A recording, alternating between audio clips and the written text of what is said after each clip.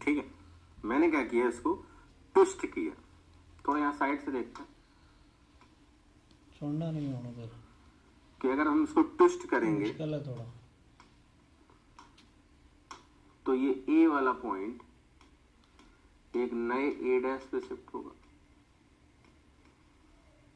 B वाला point एक नए बी डैश पे शिफ्ट होगा, सी वाला पॉइंट एक नए सी डैश पे शिफ्ट होगा, और ये ओ वाला पॉइंट कहीं भी शिफ्ट नहीं होगा।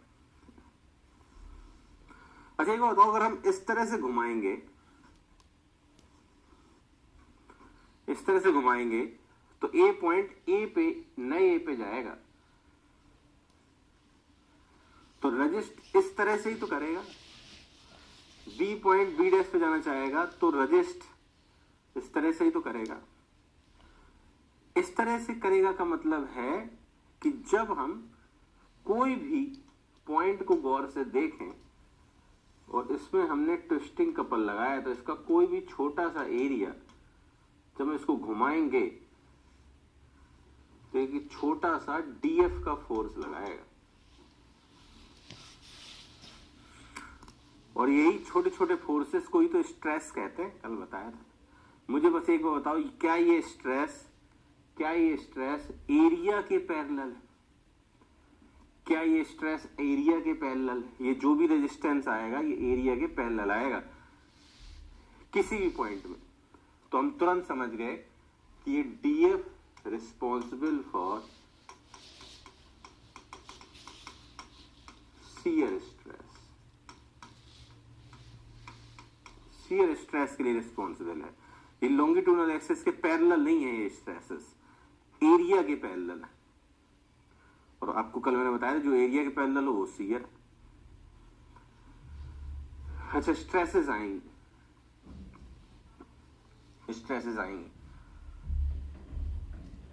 ठीक है। फिर कितनी स्ट्रेसेस आएंगी, बहुत ध्यान सुनना, कितनी स्ट्रेसेस आएंगी। अब देखो, सी सी डैश पे जाना चाहेगा, बी बी डैश पे जाना चाहेगा, ए ए डैश पे जाना चाहेगा, लेकिन ये थीटा सेम होगा, सभी पॉइंटों का थीटा सेम होगा। मतलब आप किसी भी रेडियस पे चले जाओ, स्मॉल आर बढ़ाते जाओ, थीटा को कोई भी फर्क नहीं पड़ेगा। अरे देख लो ना यार, स्मॉल आर अगर आर सी होता, सी की रेडियस, तब का थीटा, स्मॉल आर अगर आर बी होता तब का थीटा, स्मॉल आर अगर आर ए होता तब का थीटा सेम ही होता। तो क्या मैं लिख सकता हूं कि theta is independent from R. R क्या है? एनी जनरलाइज रेडियस लिखा है। ऐसे ही आइडिया सोच के देखो, सिंगल सब पॉइंट मिलेंगे, इस पॉइंट का भी फाई सेम होगा, इस पॉइंट का भी फाई, मतलब किसी भी लेंथ पे चलते जाओ फाई सेम होगा। तो क्या मैं लिख सकता हूं कि फाई इज इंडिपेंडेंट फ्रॉम, तो कुछ एंगल माने, फाई इज इंडिपेंडेंट फ्रॉम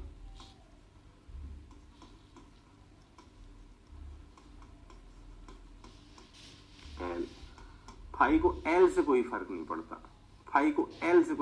पड़ता, एक और बात अगर वो समझ गए आप तो कहानी क्लियर।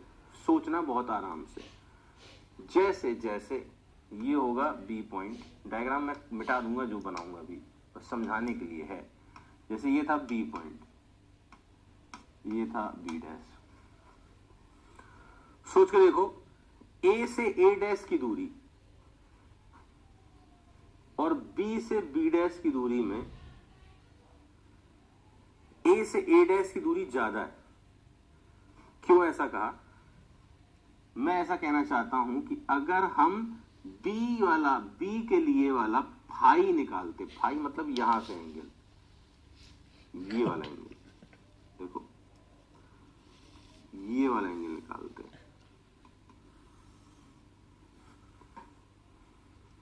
तो माय डियर ये वाला फाई कम आता, ये दूरी ज्यादा है, यहां मिलाओगे ये दूरी कम है, यहां मिलाओगे फर्क पड़ेगा। अच्छा ये दूरी और भी कम है, फाई देखो, मतलब फाई को ऐसे ऐसे जाने से फर्क पड़ता है। मतलब अगर हम लेंथ में जाते फाई को कोई फर्क नहीं पड़ता, इस तरह से आते, देखो सामने बनाए यार, ए से ए डैश की दूरी को उधर मिलाओ और बी से बी डैश की दूरी को उधर मिलाओ तो एंगल कम आएगा। सी से सी डैश की दूरी को उधर मिलाओ, एंगल और कम आएगा। ऐसी सुनना अगली बात, ई से ई डैश का थीटा, ई से ई डैश का थीटा, ये दूरी कम है तो सेंटर में मिलाओगे कम आएगा।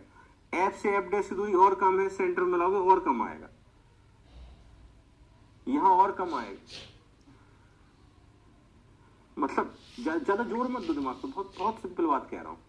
मैं कह रहा हूं कि जब आप इस तरह से मूव करते हो, रेडियली मूव करते हो, तो रेडियली मूव करने के बाद हमने देखा हर पॉइंट का थीटा सेम रहता है, मतलब थीटा को रेडियस से फर्क नहीं पड़ता।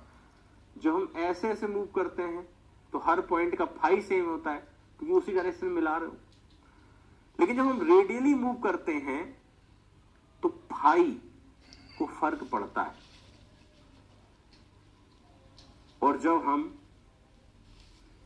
लेंथ वाइज मूव कर रहे हैं तो थीटा को फर्क पड़ता है।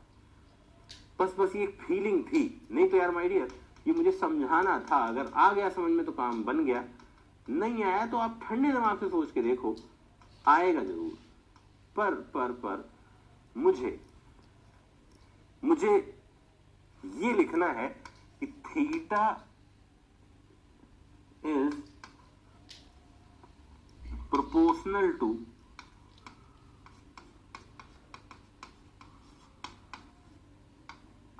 L and phi is proportional to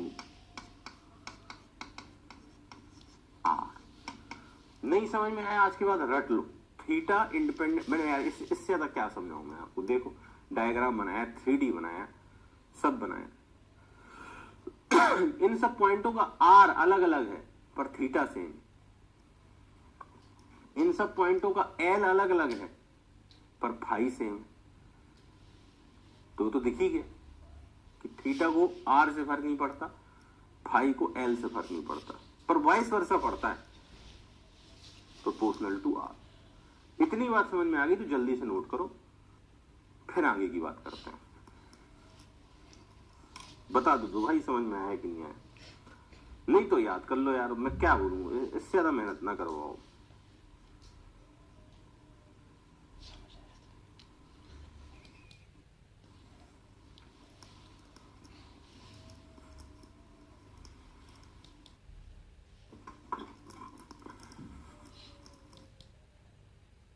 Ankit Kumar को समझ में आ गया है।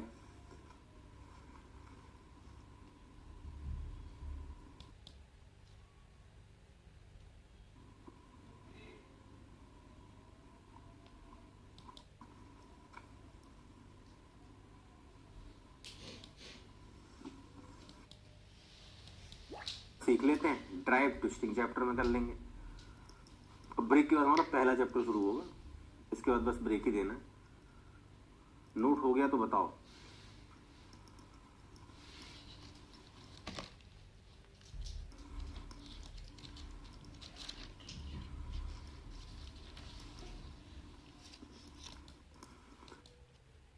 T अपॉन आई पी बराबर tau upon are.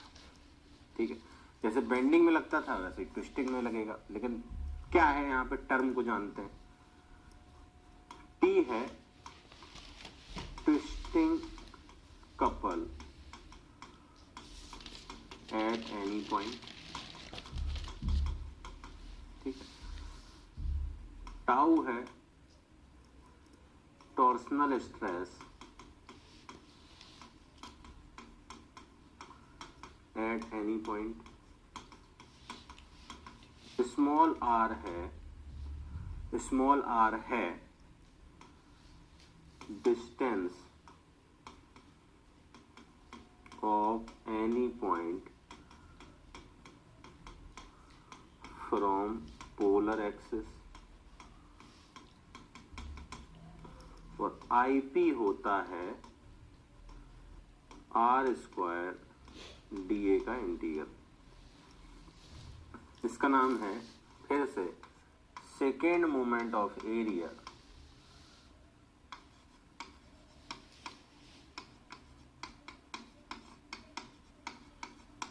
About polar axis. पहले लिख लो फिर समझते हैं।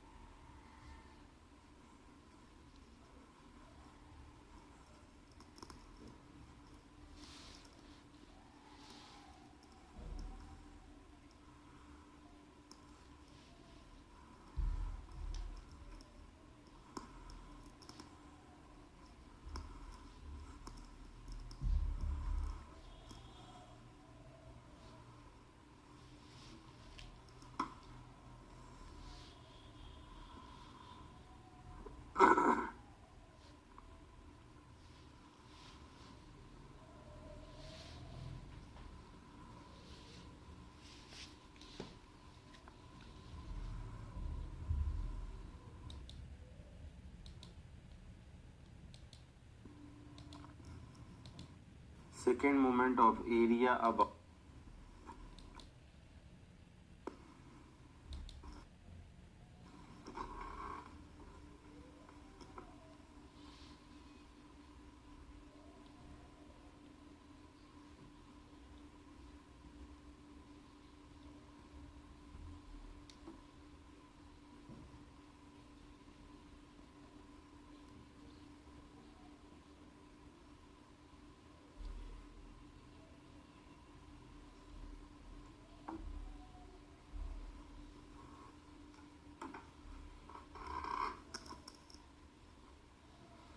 अब लगाना भी सीख लेते हैं। अब लगाना भी सीख लेते हैं।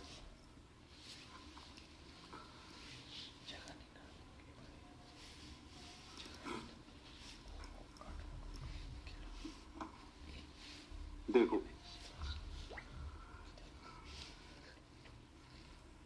और टाउ है shear stress at any point. IP याद कर लो दो चीजों के, सर्कुलर का, हॉलो सर्कुलर का।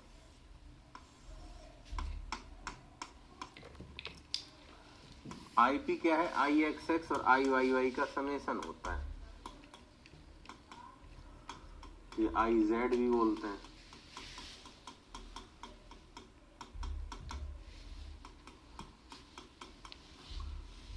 तो देखो आई एक्स एक्स बताया था भी सुबह।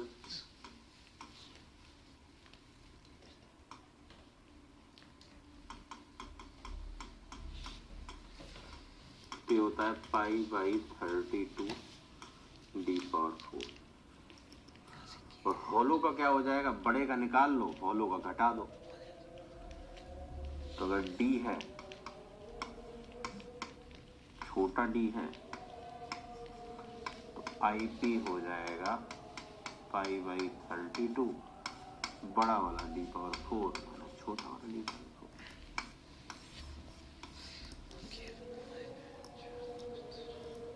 अब 2-3 क्वेश्चन लगा लेते हैं फिर ब्रेक देते हैं।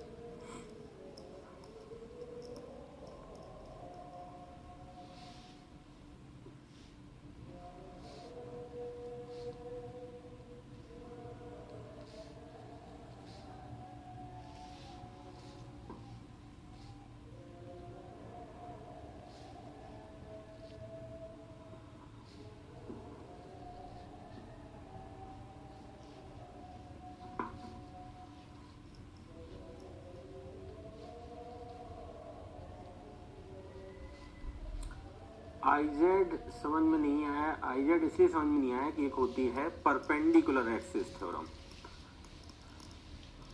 पोलर एक्सिस तो यही होगी ना आईजेड। तो हमेशा याद रखो कि दो एक्सिस जो एक दूसरे के परपेंडिकुलर हैं उनको जोड़ दो तो ये वाला पोलर मोमेंट ऑफ एरिया आ जाता है, मतलब उनके परपेंडिकुलर वाला पोलर मोमेंट ऑफ एरिया आ जाता है। आई एक्स एक्स आई वाई वाई को जोड़ो तो ये निकल आता है। ये आई जेड जब भी निकालना हो तो आई एक्स एक्स आई वाई वाई को ऐड कर देना है। स्पीयर नहीं है ये सर्कुलर क्रॉस सेक्शन है। जैसे ये शाफ्ट है या कोई बीम है, इसका ये वाला एरिया बना हुआ है। बॉल नहीं है ये, एरिया है, ये क्रॉस सेक्शन है। जैसे ये शाफ्ट है, इसका ये क्रॉस सेक्शन है। अरे वो रेक्टेंगल था, भूल जाते हो सब।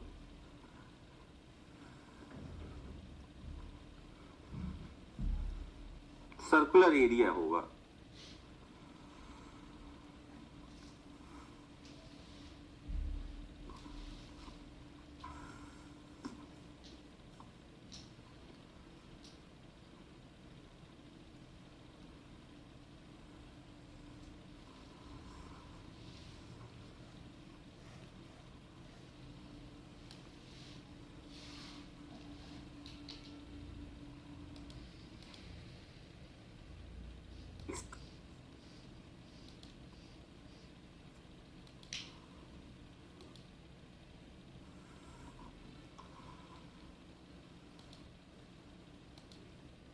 बहुत फेमस क्वेश्चन। एक सर्कुलर शाफ्ट में टॉर्क लगा है,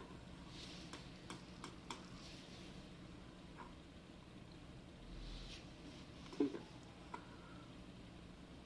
डाया डी, ये एरिया बना होता है साइड में, ठीक। इसमें देखते हैं क्या है question. Find out maximum shear stress, ये क्वेश्चन है। Find out maximum shear stress, ये हमारा क्वेश्चन है। मैं करता हूं, आप सीखो। अब हमने फॉर्मूला सीखा, टाउ बराबर T upon I P into y, ठीक है, T upon I P into y. अब पूरे बार का आई पी तो सेम ही है क्योंकि पूरा सर्कुलर है, आई जेड तो सेम ही होगा, तो आई पी इज कॉन्स्टेंट। पूरे बार के हर एक पॉइंट में टॉर्क भी कॉन्स्टेंट है। मतलब अगर हम देखें तो this torque is constant, I P is also constant. भाई कुछ एरिया वेरिया चेंज हुआ होता तो आई पी बदलता, टॉर्क और भी लगे होते तो टॉर्क बदलता। अब हमसे कहा गया है कि टाउ नहीं, टाउ मैक्स बताओ। हाँ, तो हम क्या करेंगे, y को मैक्सिमम भरेंगे, y को मैक्सिमम भरेंगे।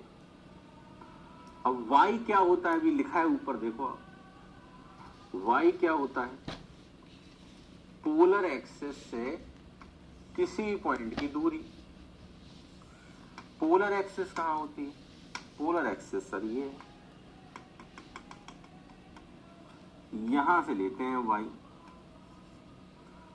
पोलर एक्सिस से y लेते हैं, और कहीं का भी y ले सकते हैं, लेकिन सबसे दूर का जो y लोगे, सबसे दूर का जो y लोगे, देखो वो ये बाहर बाहर का कहीं का भी ले लो, मतलब पूरा ये बाहर का, पूरा यहां भी पूरा बाहर का, मतलब समझो समझो समझो, मतलब देखो मैं क्या करता हूं, ये पूरा नीला सिलेंडर जो बनाया है मैंने, सबसे बाहर बाहर वाला, अब सिलेंडर नहीं कह सकते, हॉलो सिलेंडर,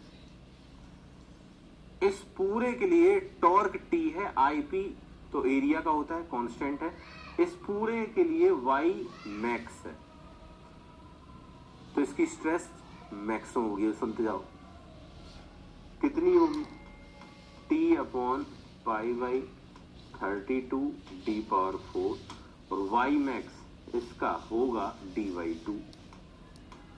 तो यहां से एक फॉर्मूला बन गया जो ज्यादातर लोग रटे रहते हैं, 16 T upon pi D Q. आप भी याद रखना चाहो तो रख लो, लेकिन हम थोड़ा एक लेवल और आगे ले जाते हैं। सोचो अगर मैं कहूं मैक्सिमम स्ट्रेस नहीं निकालनी, सर कोई और स्ट्रेस बताओ, तो मैं कहा कौन सी पूछो। जैसे मैंने कहा कि चलो सर d/4 की दूरी के पॉइंट की स्ट्रेस बताओ, यहां से जो d/4 होगा। अब कहोगे सर d/4 में d/4 दूरी पे जो पॉइंट है उसकी स्ट्रेस बताओ, तो मैं कहूंगा d/4 दूरी पे एक पॉइंट थोड़ा ना है, लाखों पॉइंट है। जैसे सोचो ये पूरा लाल सिलेंडर का हर एक पॉइंट d/4 दूरी पे होगा, जस्ट मान लेते हैं। भैया अगली दूरी पे कोई और दूरी ले लो। सोचो ऐसे कई सारे हॉलो सिलेंडर निकलते जाएंगे। क्या मैं यही कहना चाहता हूं कि ये बाहर वाला जो सबसे बड़ा सिलेंडर है, हॉलो वाला नीला, इसकी स्ट्रेस मैक्सिमम होगी और हर जगह सेम होगी। लाल वाले की स्ट्रेस मैक्सिमम नहीं होगी, पर होगी हर जगह सेम। जैसे यहाँ की स्ट्रेस 100 मेगापास्कल है, तो वो पूरे नीले में 100 है। यहाँ की स्ट्रेस मान लो चलो 50 मेगापास्कल है, तो पूरे में 50 ही होगी। जैसे यहाँ पे अगर 30 है तो पूरे में 30 होगी। सोचो इस लाइन पे जो सेंट्रल लाइन होगी, यहाँ पे जो आखिरी वाला लाइन होगा, न्यूट्रल एक्सिस नहीं बोलते हैं, पोलर एक्सिस बोलते हैं, इस पे 0 स्ट्रेस होगी। मतलब एक सर्कुलर शाफ्ट में ऐसे कई सारे सिलेंडर काट काट के निकाल दो, उस सिलेंडर के हर एक पॉइंट पे स्ट्रेस सेम होगी, हर एक पे। अगर ट्विस्ट कर रहा हो तो बाहर वाले पे मैक्सिमम होगी। डिस्ट्रीब्यूशन ही बना देते हैं, डिस्ट्रीब्यूशन ही बना देते हैं। देखो यहां पे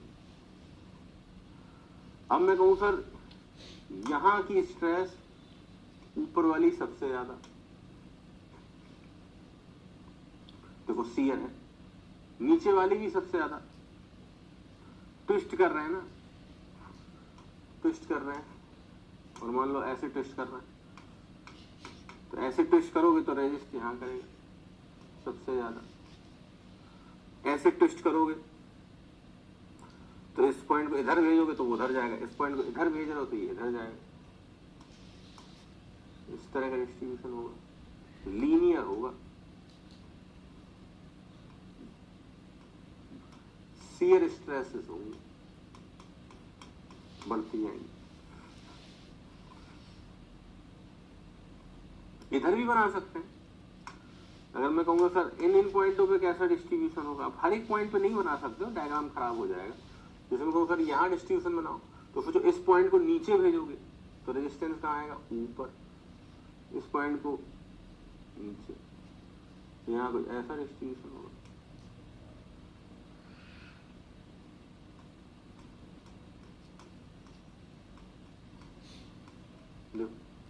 तो ये है variation of torsional stresses. Linear variation होता है।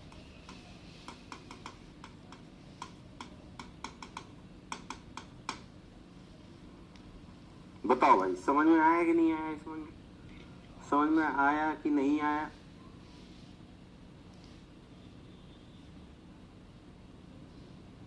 अगर कोई डाउट है तो पूछ लो अभी भाई। जब हम ट्विस्टिंग चैप्टर पढ़ेंगे तब मैं ये सब थोड़ा ना सिखाऊंगा कि फॉर्मूला कैसे लगाए जाते, तब हम और चीजें लिखेंगे, और चीजों को समझेंगे। और कुछ हमें पहले से ही आता होगा तो सोचो कितना हमें अच्छा लगेगा वो चैप्टर पढ़ते हुए।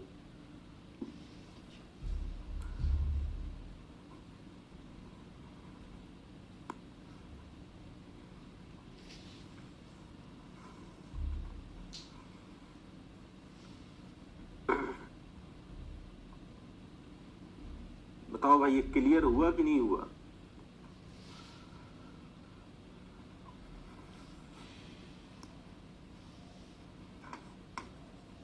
तो ये बाहर वाला सिलेंडर मैक्सिमम स्ट्रेस का होगा,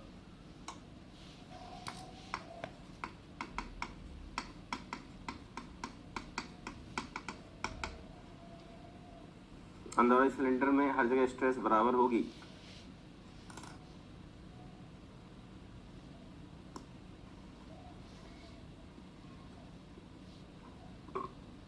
पर कम होगी।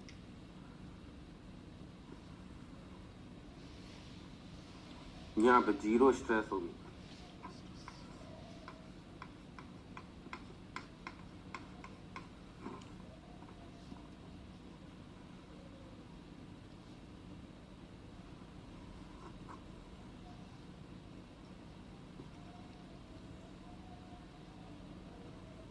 भाई वेरिएशन में क्या है, सोचो अगर इस पॉइंट को हम इस तरह से टॉर्क लगा लें, बहुत सिंपल सोचो, ये पॉइंट को आप अगर ऐसे घुमाओगे तो ये पॉइंट को कहां भेज रहे हो? इधर।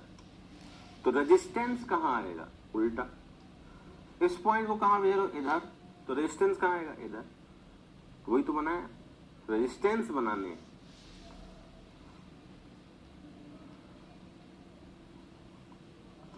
और ये पॉइंट को कहां भेज रहे हो? नीचे। तो रेजिस्टेंस कहां आएगा? ऊपर। इस पॉइंट को कहां भेज रहे हो? ऊपर। तो रेजिस्टेंस कहां आएगा? नीचे। देखो, करके देखो ना खुद कॉपी में।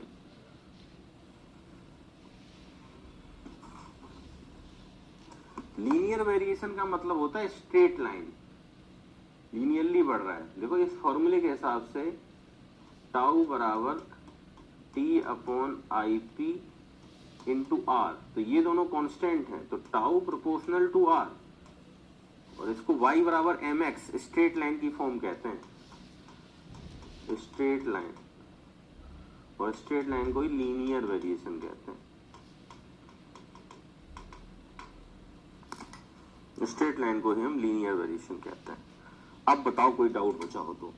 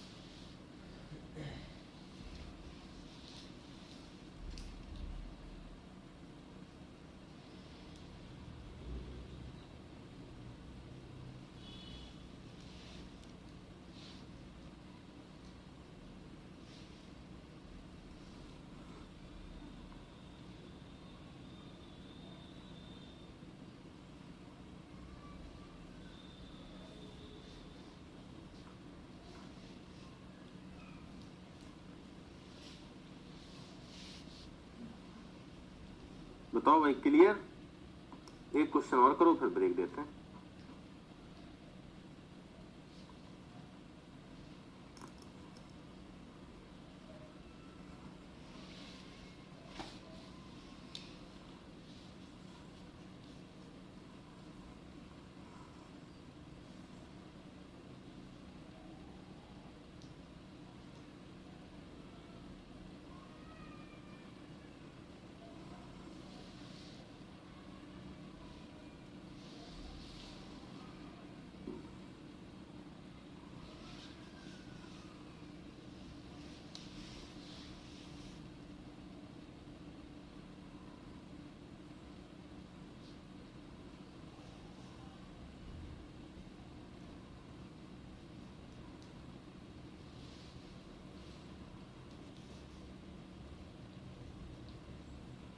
अरे बता तो दो भाई, क्लियर है तो हम अगले क्वेश्चन पे जाएं, डाउट है तो पूछो।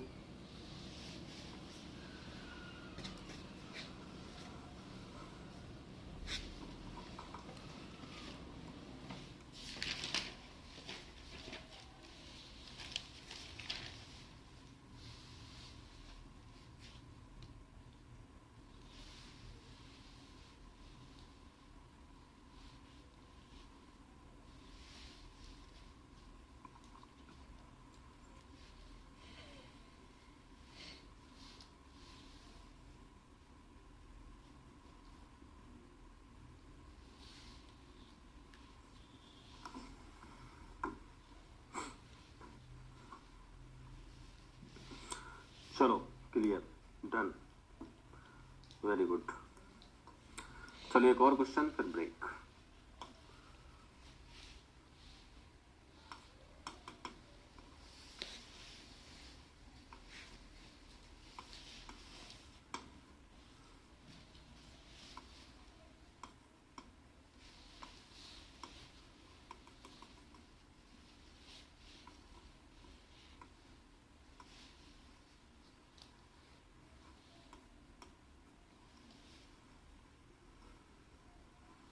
ए पॉइंट dy4 दूरी पे है,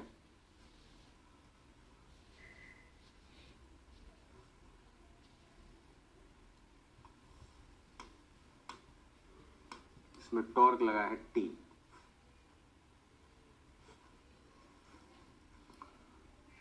और डायमीटर है इसका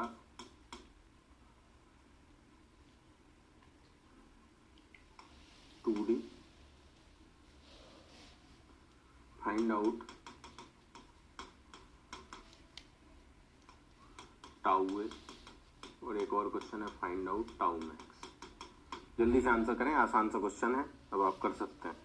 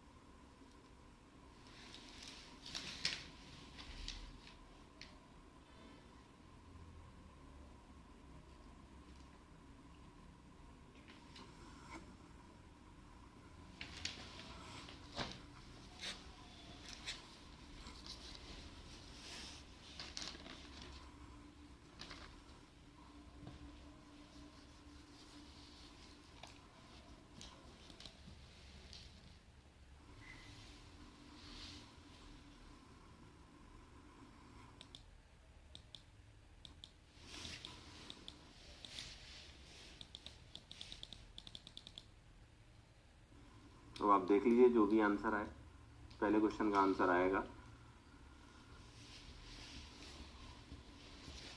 तो दूसरे का जो भी आएगा लिख लेना आप। अच्छा, देख लो, कोई डाउट ना हो तो ब्रेक लेते हैं फिर आप। dy/dq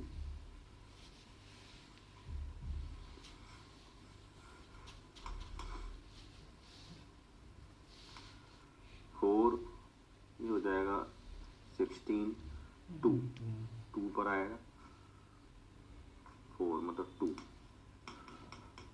कैलकुलेशन देख लेना भाई, ठीक है। 8, 16, 2t 5।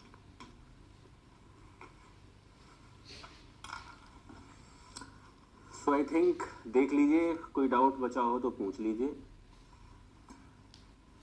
ये 8t कैसे ला दिए भाई संदीप जी, कहाँ यार गड़बड़ कर देते हो, दिल दुखा देते हो। फिर इतना पढ़ाने के बाद भी गलती, गलत बात।